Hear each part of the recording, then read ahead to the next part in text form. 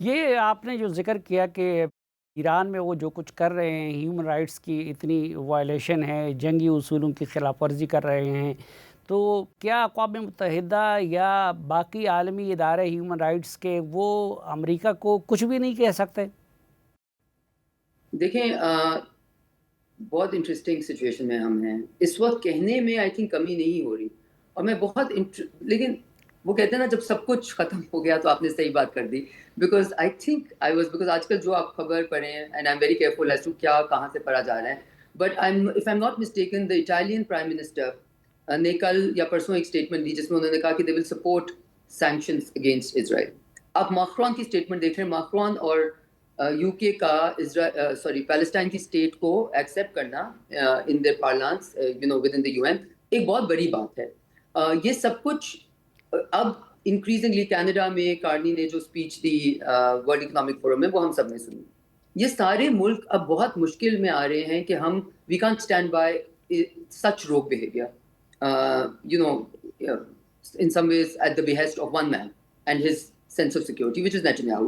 And that man has a history کہ اس نے عراق وار میں بھی کہا تھا کہ آپ جائیں اور اس نے سیکورٹی کاؤنسل میں بلکہ یہ اسٹیٹمنٹ دی تھی اور آپ جائیں اور عراقی تو آپ کی لبریشن کے لیے ہے اور اس کے بعد مڈل ایسٹ پیسفل ہو جائے گا. ٹھیک ہے, اس کو 20 سال ہو گئے, 20-25 سال ہو گئے.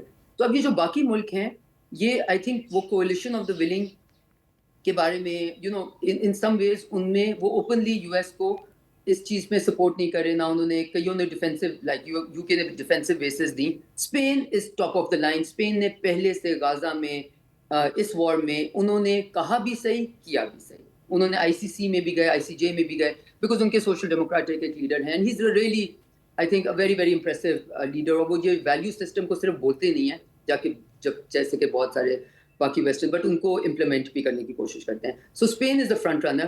باقی ملک بھی آہستہ آہستہ جو صحیح چیز ہے ایٹ لیسٹ وہ کہنا شروع ہو رہے ہیں. لیکن جب سب کچھ چلا گیا, جب ایران وٹ آئی مین, جب آپ اتنی حد تک آئیں گے تو is it their favour that they starting to finally say that no this is too much and we are not willing to stand. جب آپ نے ایران کے اوپر 1980 سے اکنامک سینکشنز کا ایک پلندرا شروع کیا جو کہ آج تک ختم نہیں ہو سکا, جو کہ جے سی پی او میں تھوڑا سا ریورس ہونا شروع کیا اور پھر اسنیپ بیک سے واپس آ گیا. تو آج کوئی ملک یا کوئی اسٹیٹ یا کوئی نیشن جو کہ makes even the pretense of standing by any values, how can they explain Israel not to be under severe economic sanctions and all types of other sanctions? And how can they explain that یہی کئی ملک اسرائیل کو اس وقت تک military hard where provide کرتے رہتے ہیں؟